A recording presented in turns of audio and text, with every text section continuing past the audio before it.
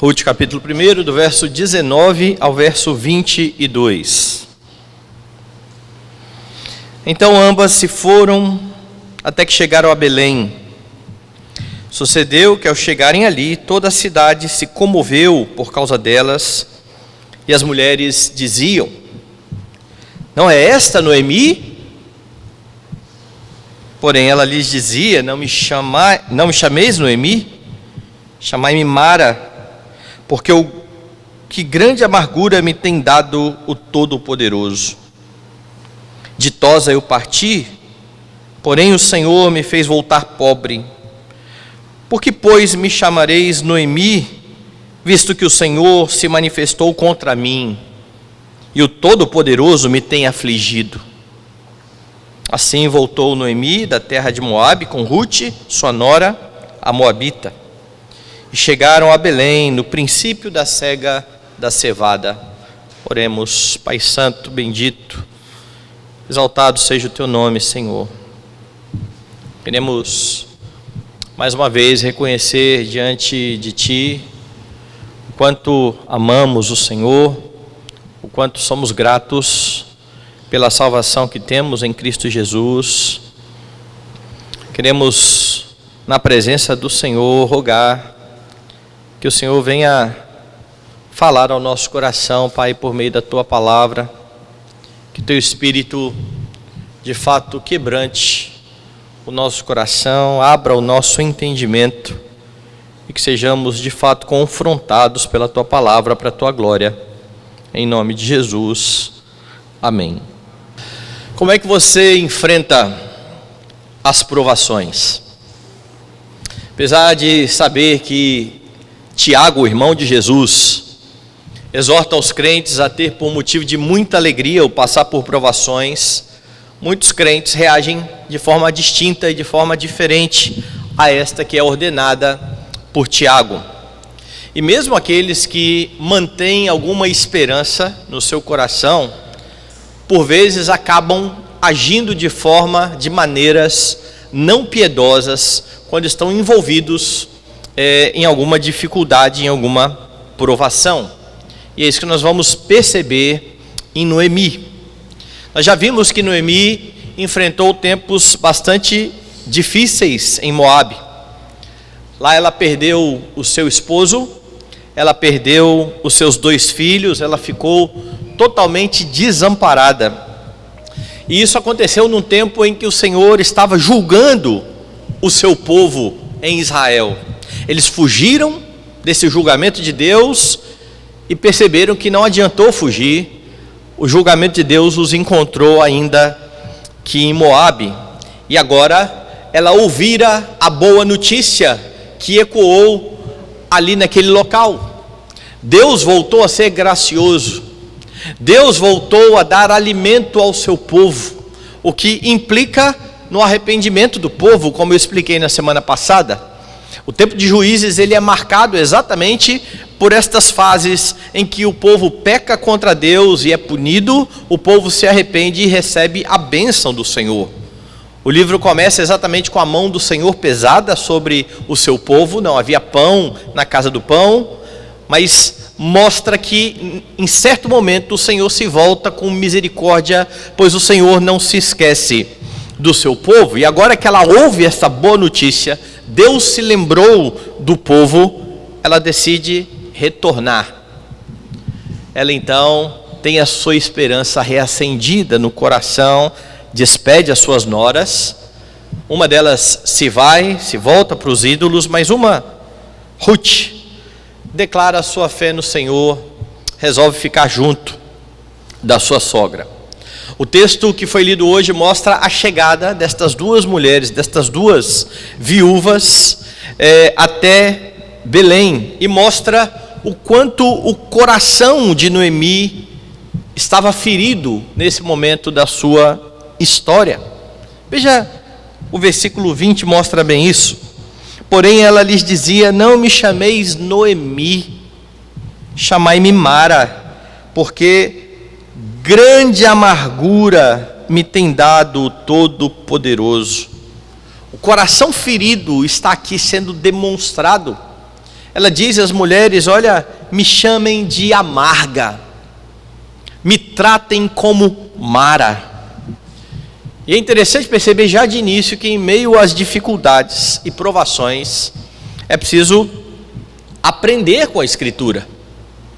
Paulo vai dizer, e nós lemos isso aqui na liturgia, que tudo quanto outrora foi escrito para o nosso ensino foi escrito, a fim de que pela paciência e pela consolação das Escrituras tenhamos esperança. Portanto, a história desta mulher, o coração ferido desta mulher está aparecendo aqui para que aprendamos a lidar com o nosso coração em tempos de provação, em tempos de dificuldade.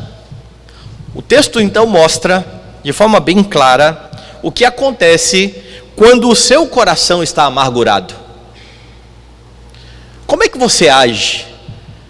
Quais são as suas atitudes quando o seu coração está amargurado, tal qual estava o coração desta mulher? Quando o seu coração está amargurado, você passa a murmurar. É isso que você percebe aqui no texto. Veja, o narrador, ele informa que Noemi e Ruth chegaram a Belém, e as mulheres da cidade, ele diz, ecoaram de alvoroço. Veja aí no versículo de número 19. Então ambas se foram até que chegaram a Belém. Sucedeu que ao chegarem ali, toda a cidade se comoveu por causa delas. E as mulheres diziam: não é esta Noemi? Esta palavra que aparece aí na sua Bíblia, por as mulheres se comoveram, tem uma ideia um pouco diferente. Quando a gente pensa em se comover, a gente pensa em alguém que está entristecido, compadecido. Na verdade, a palavra que aparece aqui, aparece em outro texto. Eu vou pedir para você abrir, por exemplo, 1 Samuel, capítulo 5, primeiro livro de Samuel, capítulo 4, verso de número 5. Sucedeu que, vindo a arca da aliança do Senhor ao arraial, rompeu todo Israel em grandes brados e ressoou a terra. Veja a ideia. O povo está extremamente alegre aqui, e eles gritam com a arca chegando, e a ideia aqui é que a terra está ressoando, rejubilando. É esta mesma palavra que aparece e que está traduzida lá no verso de número 19, por as mulheres se comoveram. Então a ideia aqui é que ao olhar para Ruth chegando, para Noemi chegando, elas de fato estão felizes, começa um alvoroço na cidade. Parece que elas não acreditam no que os seus olhos estão vendo. Noemi está de volta. Elas de fato estão ali alvoroçadas, estão felizes e estão curiosas pela chegada das duas mulheres. Há muito Noemi havia partido. Lembra que nós vimos que pelo menos uns 10 anos eles ficaram em Moabe. Talvez você já tenha passado pela experiência de reencontrar um querido amigo depois de um longo tempo. E o coração de fato fica alegre se era de fato um bom amigo. E é isso que está acontecendo aqui. Essa mulher que há muito havia partido, agora estava de volta. E eles então começam a perguntar entre si. Veja lá no finalzinho do verso 19. Toda a cidade se comoveu por causa delas, e as mulheres diziam: não é esta Noemi? E agora eu vou então falar para você o que significa o nome Noemi. Eu já falei o que significa Elimeleque. Noemi significa literalmente aquela que é bela, aquela que é agradável. As mulheres então estão dizendo: não é esta a agradável? Não é esta a bela? Será que é ela que está de volta? Entretanto, veja o contraste. As mulheres estão alegres e dizendo: não é esta a agradável que está chegando? O coração agora exposto e machucado é revelado. Veja o verso 20. Porém ela lhes dizia: não me chameis de agradável, me chame de amarga, porque grande amargura me tem dado o Todo-Poderoso. Ao ouvir o que as mulheres estão dizendo, ela está dizendo: não me chamem assim. E você sabe que na cultura judaica, os nomes por vezes descreviam a personalidade. Nós lembramos muito quando nós falamos de Jacó, do enganador, certo? Abrão, que foi mudado para Abraão, o pai de uma multidão. E aqui então está uma mulher que significava, com um nome que significava agradável, mas ao ouvir o seu nome sendo chamado, ela diz: não, eu não tenho mais motivos para ser agradável, eu estou amargurada. É como se ela estivesse dizendo o seguinte: Deus não me tem dado motivos para ser agradável, Deus me fez amarga. É isso que ela está dizendo. Chamai-me Mara, porque grande amargura me tem dado o Todo-Poderoso. Ela reconhece que o soberano Deus está sobre toda a situação.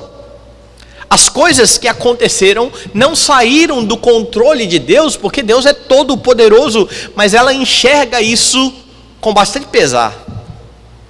Deus está me dando motivo de amargura, Deus me fez ser amarga. De forma curiosa, esta mulher está culpando o Senhor por sua amargura. E pense na ironia que está envolvida em tudo isso, porque ela está absolutamente certa ao entender que as suas circunstâncias difíceis vinham da mão do Todo-Poderoso. Ela estava certa, mas ela estava imensamente errada sobre o objetivo de Deus em dar estas circunstâncias, em corrigi-la como parte do seu povo. Ela não conseguia enxergar que por conta de tudo aquilo que ocorreu, o peso da mão de Deus, ela estava de volta à casa do pão, ela estava de volta à terra da promessa. Não tivesse acontecido toda essa tragédia, possivelmente Noemi estaria ainda em Moabe, com seu marido, com seus 2 filhos, casados com moabitas. Mas agora, diante de tamanha tragédia, ela está de volta ao povo do Senhor, ela está de volta à sua terra. Ela também não tinha ideia daquilo que viria pela frente. Ela não tinha ideia do plano glorioso de Deus em trazer o seu filho ao mundo para a redenção de pecadores por meio da sua nora, por meio daquela que estava ali e que, ao olhar para Moabita, era uma constante lembrança do pecado de outrora, de ter deixado a terra e ter ido para Moabe. Porque a presença de Ruth era uma constante lembrança.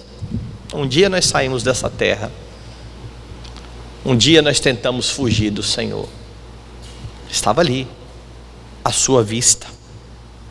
Ela não está percebendo a graça de Deus na correção, mesmo tendo visto a sua sogra ímpia, gentia, se rendendo ao Senhor.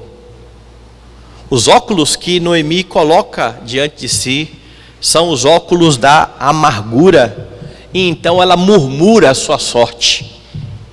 Ela lamenta o que está acontecendo, como afirma um comentarista desse texto bíblico. Ele diz que neste momento Noemi se une a Jó ao questionar a justiça de Deus. E a pergunta aqui, meus irmãos, é: como é que você vê a correção do Senhor? Lembra de Hebreus? Toda a disciplina no motivo não parece ser motivo de alegria, mas de tristeza.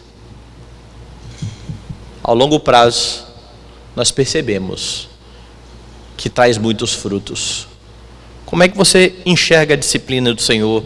Cuidado, para que a amargura não brote no seu coração. Porque a amargura sempre leva à murmuração.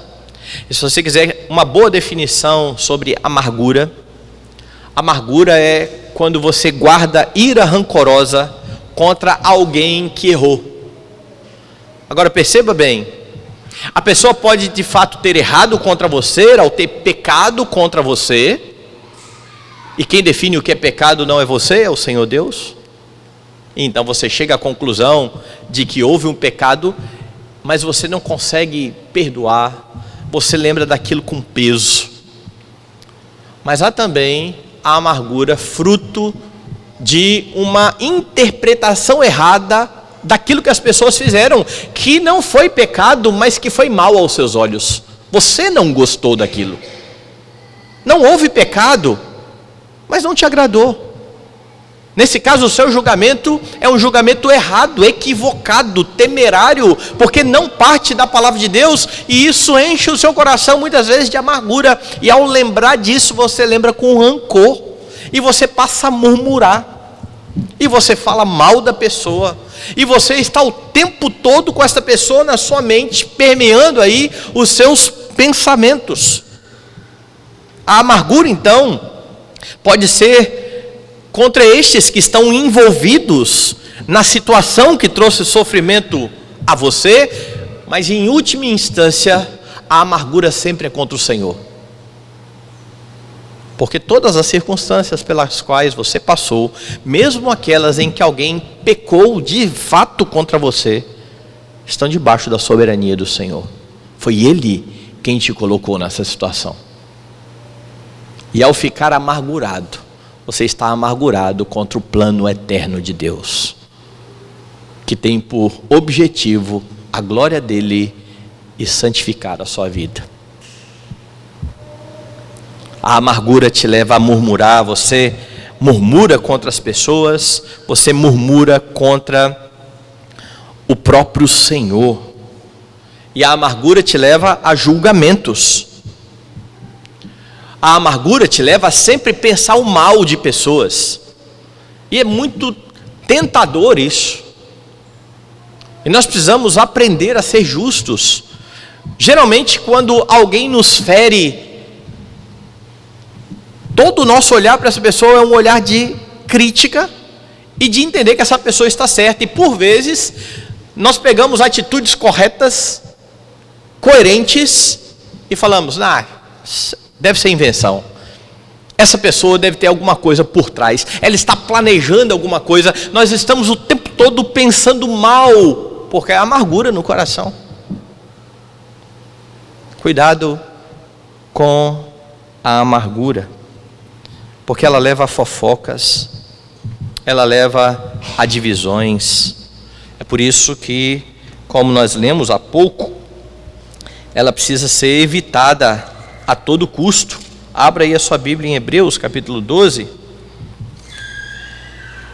Segui a paz com todos, verso 14, e a santificação, sem a qual ninguém verá o Senhor, atentando diligentemente, porque ninguém seja faltoso, separando-se da graça de Deus, nem haja alguma raiz de amargura que brotando vos perturbe, e por causa dela muitos sejam contaminados. E aqui então você percebe o potencial destrutivo e de divisão da amargura.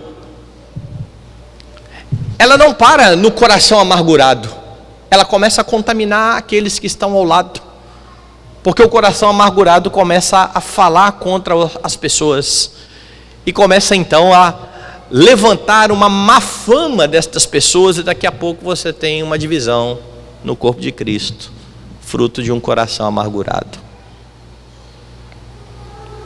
É preciso entender que o Senhor Deus é soberano na história, e que ao guardar a amargura no coração, nós estamos dizendo: o Senhor não sabe o que faz, o Senhor não sabe quem o Senhor coloca na minha vida, o Senhor não deveria ter deixado eu passar por tal circunstância. Nós acusamos Deus de não saber o que faz. A amargura leva à murmuração. Mas há mais. Quando o seu coração está amargurado, você começa a focar no passado. Veja que interessante. Um coração amargurado, porque está insatisfeito com o presente, com o que está ocorrendo aqui agora, razão dele ficar murmurando o tempo todo sobre a sua situação, como esta mulher que chega na cidade, está numa nova fase da sua vida, e as mulheres dizem: olha, a agradável chegou, e ela diz: eu sou amargurada, Deus me fez amarga. Ela está reclamando, e então vai querer olhar para o passado. Dê uma olhada no verso 21, volte lá em Ruth. Ditosa eu parti, porém o Senhor me fez voltar pobre. Por que, pois, me chamareis Noemi, visto que o Senhor se manifestou contra mim e o Todo-Poderoso me tem afligido? Perceba. Primeiro ela diz para as mulheres: eu não tenho motivo nenhum para ser agradável. Deus está me fazendo amarga. Por que vocês vão continuar me chamando de agradável, visto que Deus está me afligindo assim o tempo todo? E ela compara a sua situação presente com o passado. Ela literalmente está dizendo o seguinte: cheia ou plena eu parti, o Senhor me fez voltar vazia. Por que ela está dizendo que partiu plena ou cheia, e o Senhor estava fazendo ela voltar ou retornar vazia? Porque quando ela partiu para Moabe, ela tinha um marido, ela tinha 2 filhos, e agora ela olha para a sua sorte e diz: e agora eu não tenho ninguém, eu não tenho motivo de alegria, eu não tenho motivo para ser agradável. Mais murmuração, porque quando ela olha o seu presente, compara com o seu passado, onde ela estava plena, pelo menos na cabeça dela, ela diz: está ruim, a situação é muito terrível. Mas veja que curioso, ela não está comparando o seu presente com a situação ou com o seu passado mais recente. Qual é o passado mais recente? Ela está numa terra estranha, desamparada de marido, desamparada dos filhos, e no presente ela voltou para a terra da promessa, onde Deus novamente abençoou o seu povo. Não, ela está olhando para o passado e elegendo um momento onde ela achou que ela era feliz. Sabe que momento é esse? O momento em que ela estava em desobediência a Deus. Porque quando ela tinha seu esposo e os seus 2 filhos e partiu para Moabe plena, elas estavam fugindo do Senhor. Eles estavam em desobediência. E ela olha para esse momento de desobediência dizendo: naquele tempo que eu era feliz, naquele momento eu era plena. Isso é terrível. E o coração amargurado, ele olha sim para o passado, mas ele olha para o passado de uma forma bastante seletiva. Você olha para trás e você elege um momento em que você acha que as coisas foram bem, mas aos seus olhos você considera aquilo que é caro ao seu coração. É por isso que essa mulher, mesmo na sua situação de pecado, fugindo da ira de Deus, indo para uma terra inimiga, se refere a esse tempo como um tempo pleno. Como eu era feliz naquele tempo. A forma como você olha para o passado pode indicar se você está satisfeito com aquilo que o Senhor tem feito na sua vida, ou se o seu coração está amargurado. Pastor, nunca tive problema com esse negócio de amargura. Avalie a forma como você olha para o passado. Eu costumo chamar isso de nostalgia pecaminosa. A gente gosta de nostalgia, não gosta? A gente tem a onda aí do retrô. A gente gosta de falar assim: puxa, lá na década de 80 era a década boa, dos bons desenhos, da boa música. Aí eu quero comprar um videogame Atari, daquele velhinho. Puxa, que legal, tudo é melhor. E não há um mal diretamente nisso, a não ser que ao olhar para o passado, você queira emular no presente a mesma situação de outrora, achando que você vai ser feliz agora como você era naquele tempo, ou como você acha que era naquele tempo. Porque deixa eu te mostrar uma coisinha aqui. A situação está difícil atualmente, a pessoa então escolhe um momento em que aparentemente ela esteve feliz e se engana, dizendo: olha, se eu estivesse naquela situação tudo estava resolvido. Você quer alguns exemplos? O povo de Deus amargou o cativeiro. Pensa num negócio terrível, escravidão. O povo murmurava, o povo gemia. O faraó mandava trabalhar mais com menos material. Deus liberta esse povo. Esse povo agora é livre. Esse povo está sendo sustentado por Deus no deserto. E de repente esse povo deseja comer carne, mas não tem carne. E porque agora não tem carne, ele olha para trás e diz: poxa, lá atrás era que era legal. Lá a gente comia carne. Veja, eles ignoraram todo o contexto do Egito. Eles só lembraram que eles comiam carne e cebola. Mas eles esqueceram de tudo que envolveu aquele passado. É assim que o amargurado faz. Ele não considera tudo o que ocorreu. Ele elege um momento, onde ele foca e diz: se fosse dessa forma, eu estaria feliz. E isso leva, por exemplo, algumas pessoas crentes, que estão passando por dificuldade, a dizer assim: puxa, lá em 1986, eu estava feliz. Em 1986 você nem era crente, amigo. Era uma falsa alegria. Não há alegria fora do Senhor. Como é que você consegue comparar um tempo de tribulação com o Senhor, com um tempo sem tribulação sem o Senhor? Isso é tolice. Isso é engano do coração. Mas a amargura, como eu disse, coloca óculos seletivo na pessoa. E nós começamos a fazer esse tipo de comparação.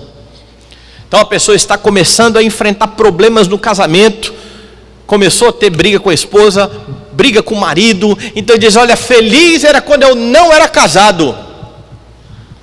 E por que você orava tanto para casar? Você era tão feliz assim?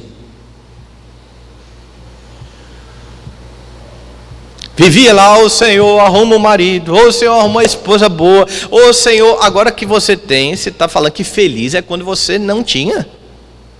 Conversa.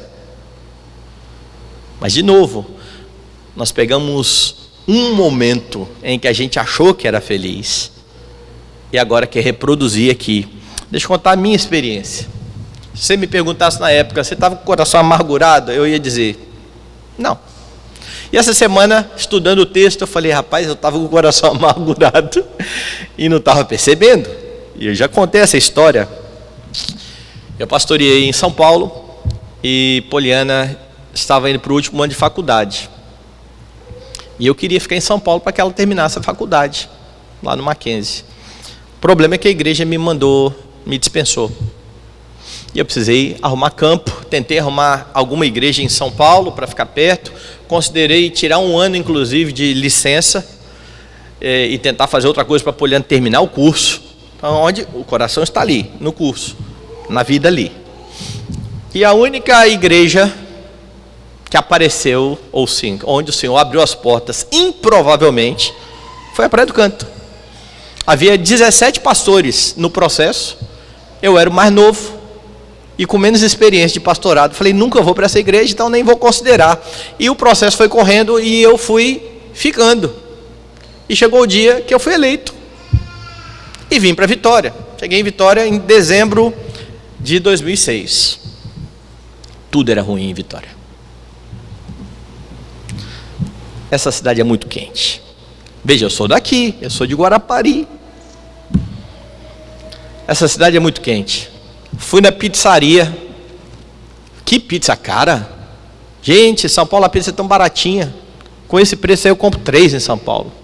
Aí comprei a pizza. Nunca mais eu compro pizza, foi o que eu falei na época. Comi a pizza e falei, olha, é ruim ainda.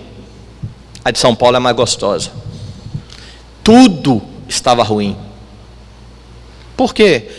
Porque o meu coração estava lá em Mogi das Cruzes. Meu coração parece que estava lá perto do curso da minha esposa no Mackenzie. E então, poxa, Poliana, lembra aquele restaurante que a gente ia lá? Que restaurante bom, lá que era bom.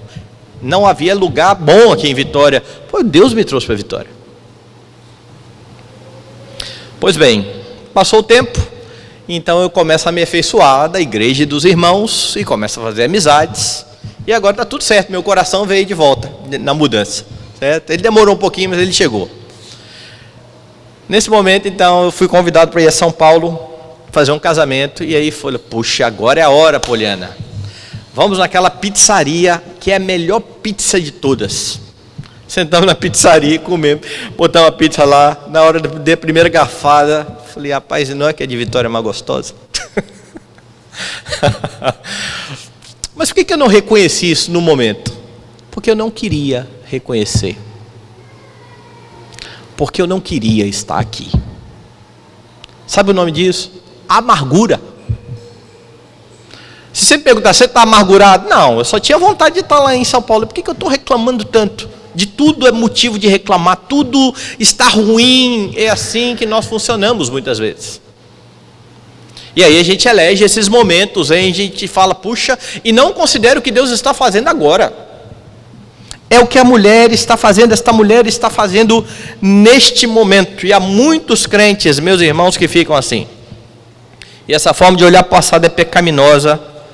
Ela aumenta a sua tristeza atual. Ela leva você ao desespero muitas vezes. Ela impede você de vivenciar aquilo que Deus tem te dado hoje.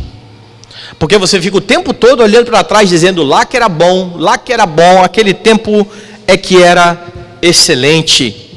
Existe uma maneira correta de olhar para o passado. A Bíblia incentiva você a olhar para o passado, não com esperança de ter tempos parecidos com o de outrora, porque lá é que era bom, mas entendendo que o Deus que sustentou você lá, sustenta agora. Lembra do Salmo? Quando o Senhor restaurou a sorte de Sião, ficamos como quem sonha. Então, Senhor, restaura de novo. Eu sei que o Senhor pode fazer isso.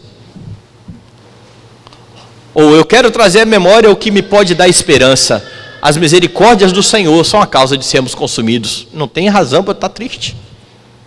Deus é o mesmo.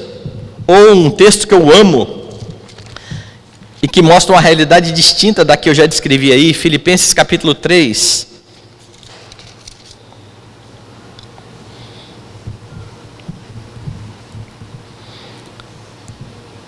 Verso 4, Paulo está descrevendo a sua vida passada. Bem que eu poderia também confiar na carne. Se qualquer outro pensa que pode confiar na carne, eu ainda mais. Circuncidado no 8º dia, da linhagem de Israel, da tribo de Benjamim, hebreu de hebreus, quanto à lei, fariseu, quanto ao zelo, perseguidor da igreja, quanto à justiça que há na lei, irrepreensível. Paulo olhava para trás e falava assim, que vida boa. Se ele estivesse com os olhos amargurados, era assim que ele olharia para esse passado. Porque agora no presente, era chicotada, era apedrejamento, era navio afundando. O Paulo, respeitadíssimo em outro tempo, agora era visto como um qualquer. E agora nesse momento ele está dizendo aos filipenses, olha, se eu olhasse para trás e quisesse me gloriar, pense num pedigree bom aqui, que eu vou traçar para você. Continue o texto. Mas o que para mim era lucro, isto considerei perda, por causa de Cristo. Sim, deveras considero tudo como perda, por causa da sublimidade do conhecimento de Cristo Jesus, meu Senhor, por amor do qual perdi todas as coisas e as considero como esterco. Sabe essa palavra refúgio aí da sua Bíblia? Esterco. Para ganhar a Cristo e ser achado nele, não tendo justiça própria que procede da lei, senão a que é mediante a fé em Cristo, a justiça que procede de Deus, baseada na fé. Você está vendo o olhar de Paulo? Se Paulo focasse no que estava acontecendo com ele, de dificuldade, ele ia olhar para o passado e falar, rapaz, lá que era bom. Sabe por que ele não faz isso? Porque ele diz, agora eu tenho Cristo. Não tem nada de bom lá atrás. Tudo isso é perda, tudo isso é refúgio. Assim você deve olhar para o passado. Os tempos mudaram, Deus é o mesmo. Entretanto, se você mantiver o seu coração amargurado por sua nova situação, pelo novo momento que Deus está te dando, você vai viver infeliz. E então o texto mostra uma última característica deste coração amargurado. Quando o seu coração está amargurado, você não encontra motivos de gratidão. Veja, um murmurador não é grato. Um murmurador está o tempo todo reclamando da sua sorte. Noemi está nesse momento dizendo, eu não tenho motivo algum para me ver plena. Eu estou vazia. Eu não tenho nada. O Senhor me fez amarga. É assim que ela se enxerga. Deus não fez Noemi amarga. A amargura é a resposta do coração de Noemi às circunstâncias adversas pelas quais ela passa. E é isso que a impede de encontrar motivos para agradecer a Deus. Se eu sacudir esse copo, vai jorrar água para todo lado aqui. Mas o motivo de ter água para todo lado aqui não é eu sacudir o copo, é ter água no copo. Então, se tiver água ali e alguém pudesse perguntar ao copo, por que tem água aí no chão? O copo diria, porque o pastor Milton me balançou. Não. E é por isso que eu estou afirmando que Deus não fez Noemi amarga. A amargura estava ali, a circunstância revelou o seu coração. E então, não há o que agradecer. Por quê? Porque é ruim. Eu estou amarga, eu estou vazia, Deus está sendo mal comigo. Mas veja que interessante, o narrador termina no verso 22, apontando para esses motivos. Noemi não vê motivos de gratidão, para ser grata a Deus. O narrador, o autor do livro, coloca aqui um adendo, veja o 22. Assim, voltou Noemi da terra de Moabe, com Rute, sua nora, a moabita, e chegaram a Belém no princípio da cega da cevada. O narrador está mostrando aqui o seguinte, olha, mesmo que Noemi não veja, há motivos de gratidão, porque esse comentário soa como o seguinte, ainda que amargurada, Noemi chegou com sua nora convertida, e exatamente no tempo da colheita.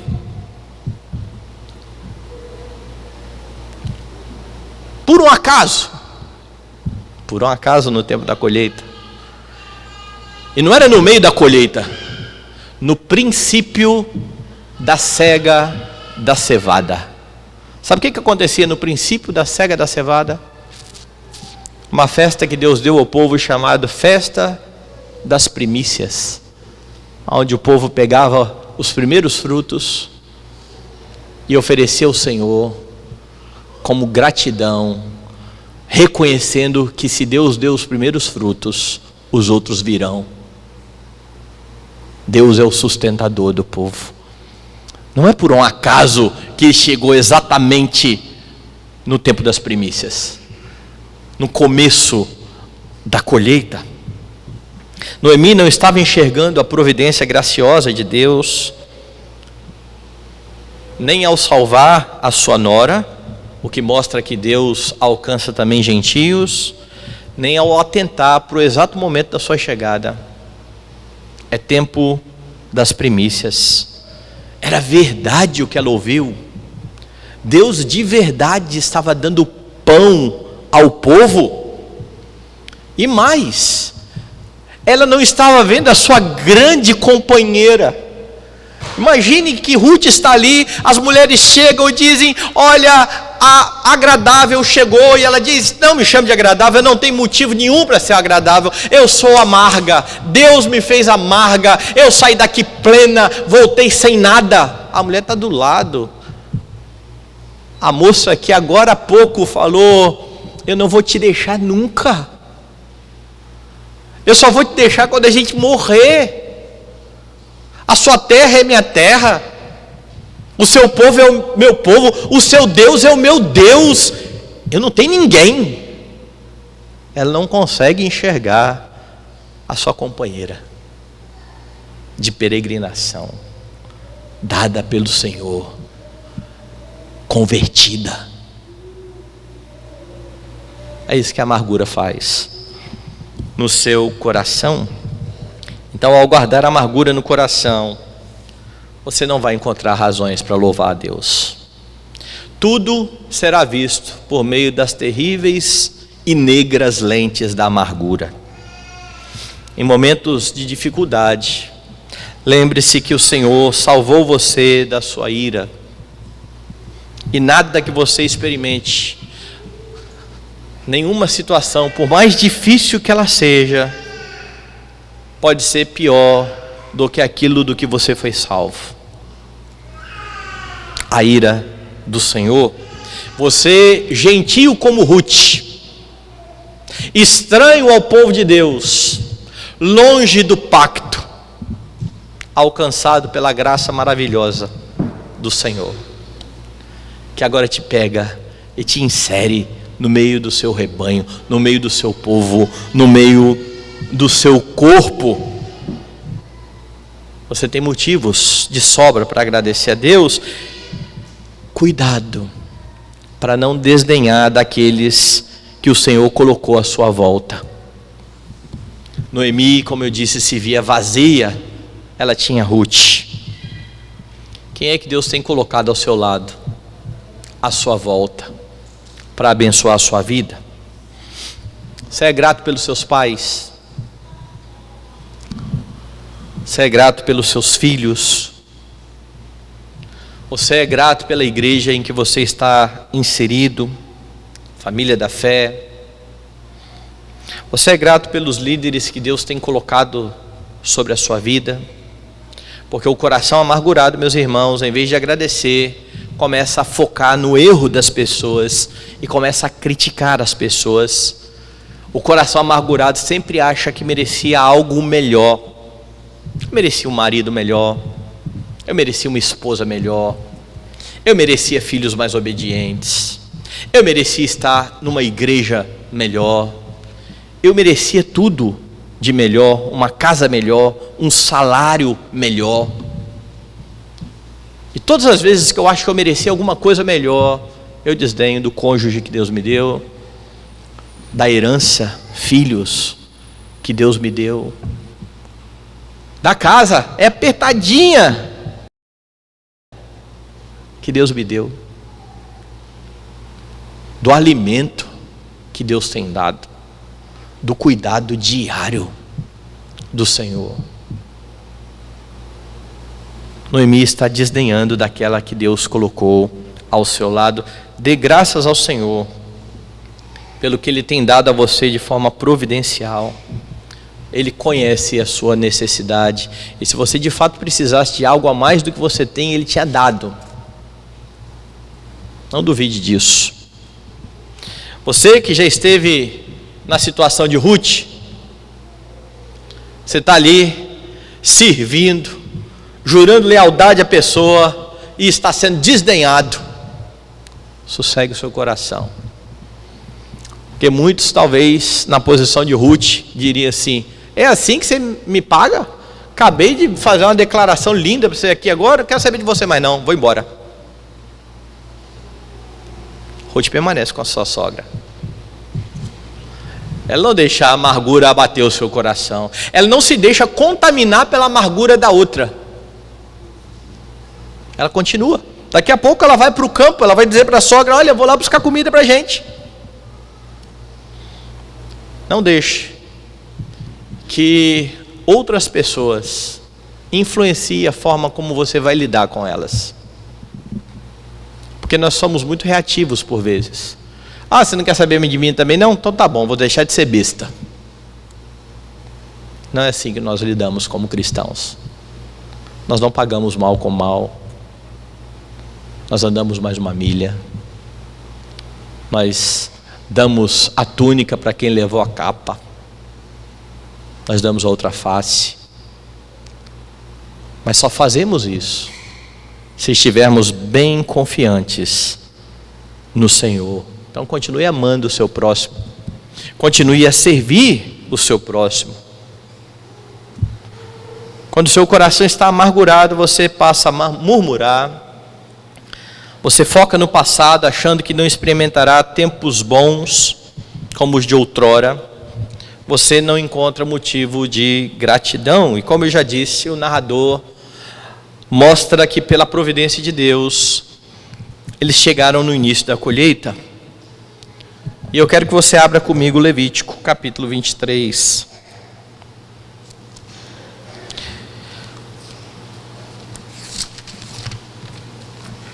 Porque na descrição da festa,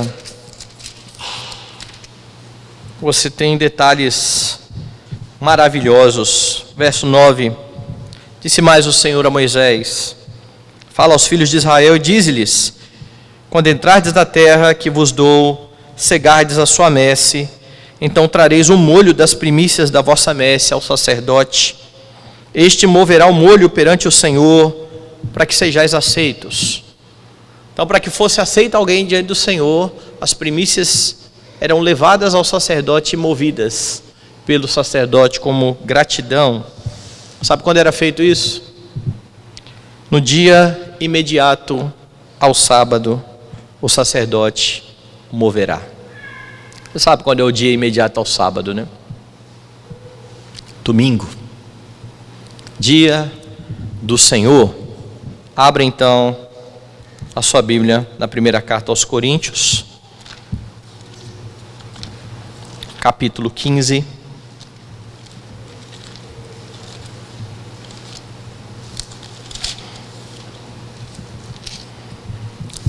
E aqui então no verso de número 22. Porque assim como em Adão todos morreram, assim também todos serão vivificados em Cristo. Cada um, porém, por sua própria ordem. Cristo, as primícias. Depois, os que são de Cristo, na sua vinda. Por que Paulo chama Cristo de primícias? Porque da mesma forma que os primeiros frutos garantiam que os outros viriam, a ressurreição de Cristo é a garantia de que nós ressuscitaremos. Ela aconteceu no dia imediato ao sábado. E se você está em Cristo, você tem condições de se arrepender da amargura no coração e pedir a Deus que purifique de fato a sua vida, porque este que é celebrado na festa das primícias é o Deus que salvou Ruth, é o Deus que salvou Noemi, é o Deus que salva todos que se achegam a Ele. É o Deus de toda a graça, que tem cercado o seu povo de bênçãos. E se você focar nisso, você não terá motivos para murmurar. E se você tiver os seus olhos nele, você vai ver o seu passado como refúgio. O tempo em que você não esteve com Cristo, por melhor que tenha sido esses dias, como esterco. Ainda que você esteja passando tempos difíceis agora, são difíceis, mas são ao lado do Senhor.